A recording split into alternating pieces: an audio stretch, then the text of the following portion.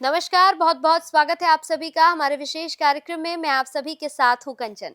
ये कार्यक्रम आज और भी विशेष होने जा रहा है क्योंकि आज हम माँ की बात करेंगे, हम उन शक्तियों की बात करेंगे जो शक्ति आपको जीवन में आगे बढ़ाने का रास्ता दिखाती है।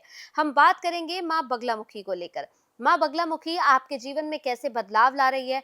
माँ बगलामुखी आपके जीवन से कैसे आपके दुश्मनों को हटा रही है? आज इन सब पर बात करेंगे। तो चलिए इस कार्यक्रम को शुरू कर रही हूँ।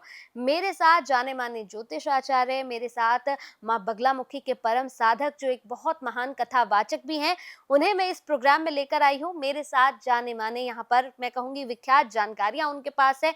आप अपने कोई भी कार्य उनसे कराकर देखिए, आपको आगे टेंशन लेने की ज़रूरत ही नहीं पड़ेगी। तो चलिए उनसे मुलाकात करा देती हूँ।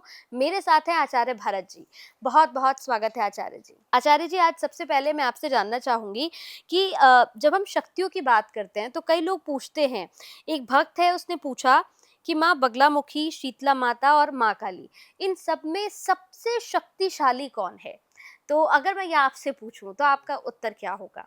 देवी तो तत्व है, लेकिन जो काली हैं 10 महाविद्याओं में पहली है, हम्म। जो भद्रकाली हैं। और आपकी कोलकाता में जो हम्म। है वो 10 महाविद्या हैं। 10 महाविद्याओं में प्रथम ये काली कुल है। 2 कुल हैं 10 महाविद्याओं के। एक श्री कुल है, हम्म। एक काली कुल है। 5 इसकी 5 इसकी। हम्म। महाकाली हो चाहे माँ पीताम्बरा हो, हम्म। जब इसको वर्गीकृत हम करते हैं, हम देखते हैं कि कौन सबसे शक्तिशाली है। तो 10 तो एक जैसी हैं, हम्म। 10 महाविद्याएं हैं। लेकिन कलयुग की अगर हम बात करें, जो युग चल रहा है, हम्म। जल्दी फल कौन देती है? हम्म। वो देती है बगलामुखी।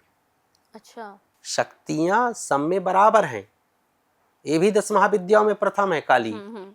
लेकिन कलयुग में हम अगर बात करें तो बगलामुखी से जल्दी एक मैया जो है माई, हम्म। इससे जल्दी फल, अगर आपको तुरंत फल चाहिए, शत्रु पीछे पड़े हैं, मुकदमा है, चुनाव जीतना है, असाध्य रोग है, आपको कोई छोड़ करके आपको चला गया, आप रोड पे आ गए, आप भिखारी बन गए, आपको डर है, घर जो है तो बंधनों से बंधा है, कोई रास्ता आपको नहीं दिख रहा, तो बगलामुखी है ना, तो उनकी शरण में जाइए आप। भगवती तत्क्षण उसी समय समस्त बंधनों से आपको मुक्त कर देगी, समस्त कामनाओं की सिद्धि करेगी।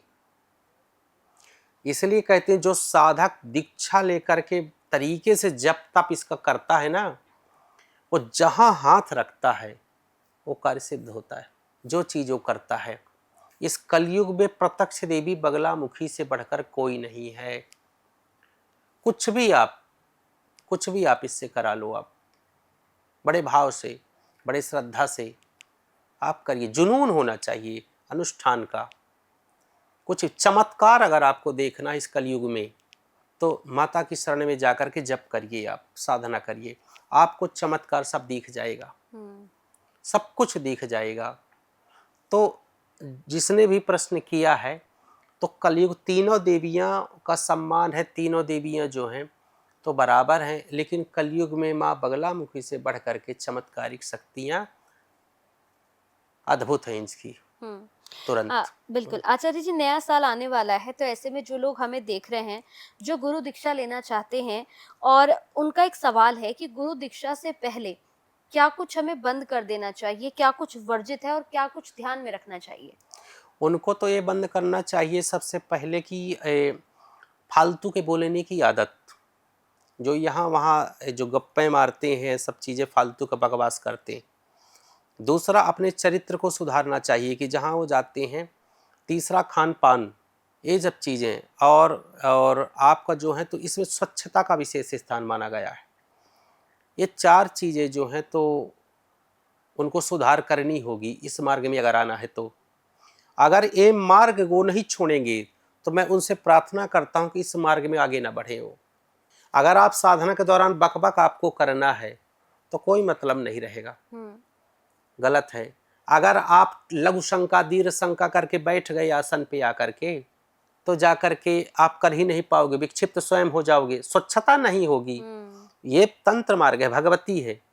अगर आप बैठ गए, लघु शंका करने गए आप, और पता चला कि हाथ पैर कुल्ला भी नहीं किया है आपने, और आकर के आप बैठ गए या सो गए, तो विक्षिप्त हो गए आप। तो कुछ चीज़ों को अगर साधना मार्ग में करना है, 3 से 4 चीज़ों का विशेष आप ध्यान रखिए, और साधना में बढ़ने के पहले गुरु के समक्ष जाइए, आज्ञा आप लें और दीक्षा लें, इसके बाद साधना आप करें। इसके मंत्रों की चैंटिंग बिना गुरु दीक्षा के मत करिएगा। दुनिया कोई भी, ये दुनिया वाले आपको भ्रमित करें, इस मंत्र को आप पढ़ सकते हो, माँ सबकी है, ये सब है, वो है, ऐसा है, वैसा है, बिना दीक्षा के आपको जप नहीं करना है।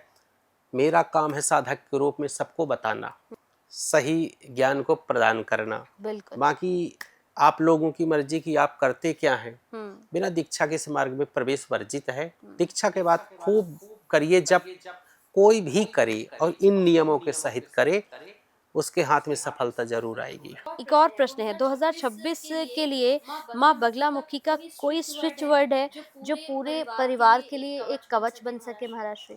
कई तरह के भगवती के वर्ड हैं। अब कुछ चीज़ें तो गुप्त हैं, अब वो चीज़ें नहीं बता सकता हूँ, जैसे मंत्र के रूप में कुछ छोटे छोटे बीज मंत्र हैं भगवती के, वो मतलब बहुत अच्छा कार्य करते हैं। मेरी मजबूरी है बताना, तो अब उसको बताया कैसे जाए, लेकिन फिर भी एक याद रखिए, आप नोट कर सकते हैं आप इसे। अगर आप धन से परेशान हैं, धन से, सतनाम, भगवती का सतनाम और चालीसा तो आप करते रहिए, लेकिन छोटे मंत्र है जो लक्ष्मी और बगलामुखी से बनी है। ओम श्रीम बगलामुख्यै नमः। पुनः एक बार आप सुनिएगा, ओम श्रीम बगलामुख्यै नमः। अब इससे होगा क्या, इसको आप 3 माला 300 बार या 11 माला आप जप करिए, या मानसिक जप करते रहिए। इससे बगलामुखी और लक्ष्मी की दोनों की कृपा मिल जाएगी। अब मिलेगा क्या, धन मिलेगा। कहीं आप जा रहे हैं इंटरव्यू के लिए, इसको बोल दीजिएगा, ओम श्रीम बगलामुख्यै नमः। जहाँ आप दुकान पे बैठे हो, जैसे कई बार नहीं होता, ग्राहक नहीं आते हैं, बैठ गए, मन ही मन ओम श्रीम बगलामुख्यै नमः। श्रीम लक्ष्मी का बीज है, यहाँ बगलामुखी, तो दोनों को संयुक्त हो गया। तो जो निगेटिविटी है तो बगलामुखी नमः दूर करेंगी और लक्ष्मी को आकर्षित करेंगी। यहाँ बगलामुखी के साथ लक्ष्मी का बीज लग गया, तो निगेटिविटी दूर होगी और भगवती की कृपा भी आपको आएगी। और दूसरा एक है जिसे ज्ञान चाहिए, एकाग्रता चाहिए। ओम एम बगलामुख्यै नमः। ओम एम, ये विद्यार्थी जो हैं, जो स्टूडेंट हैं, वो इसको कर सकते हैं। इससे लक्ष्मी की कृपा तो होगी ही, विशेष जो है सरस्वती की कृपा होगी। और आप संयुक्त रूप है, बगलामुखी हो गई, सरस्वती हो गई। जब इसका आप करेंगे तो ज्ञानवान बनेंगे, एकाग्रता आपके अंदर जो है तो आएगी। ठीक है ना। और एक जो है मैंने बताया था शुरू दिन, एक स्विच वर्ड है, ओम क्लीम बगलामुख्यै नमः। इसको ज्वाइंट कर दीजिए आप। किसी को बुलाना चाहते हैं आप, कोई आपसे रूठ के चला गया है, यहाँ तक धन को आप प्राप्त करना चाहते हैं, कोई जॉब चाहते हैं, या कोई व्यक्ति हो, या कोई पद हो, या कोई धन हो, या ग्राहक हो, या कोई पुत्र हो, पत्नी हो, बहू हो, कोई भी, यहाँ तक पैसा, कोई पदार्थ हो, कुछ भी हो, क्लीम आकर्षण मंत्र है। क्लीम, ओम क्लीम बगलामुख्यै नमः, इसको करेंगे तो ये सब चीजें आ जाएंगी। तो हर व्यक्ति चाहेगा धन हो, कोई उससे रूठ के ना जाए और मन एकाग्र रहे, तो लक्ष्मी की कृपा बनी रहे, सरस्वती की कृपा बनी रहे, काली की कृपा बनी रहे। तो ये जो है वर्ड आपको, चाहे मानसिक आप कर लीजिए, चाहे माला लेके आप कर लीजिए, एक कल्याण ही करेंगे आपको तुरंत, जैसे मैगी बनती है, ऐसा कल्याण करेंगे, आप कर सकते हैं। तो आपने सुना आपको क्या करना है और क्या नहीं करना है। हम अपने प्रोग्राम में, अपने कार्यक्रम में सिर्फ ये नहीं बताते हैं कि करना क्या है, क्या नहीं करना है, क्या वर्जित है आपके लिए, क्या करने से प्रॉब्लम हो सकती है आपकी लाइफ में, इसे लेकर भी हम बात करते हैं। तो चलिए अगले एपिसोड में फिर आपसे मुलाकात होगी। अगर आप चाहें तो आप महाराज श्री को अपने यहाँ कथा के लिए बुला सकते हैं।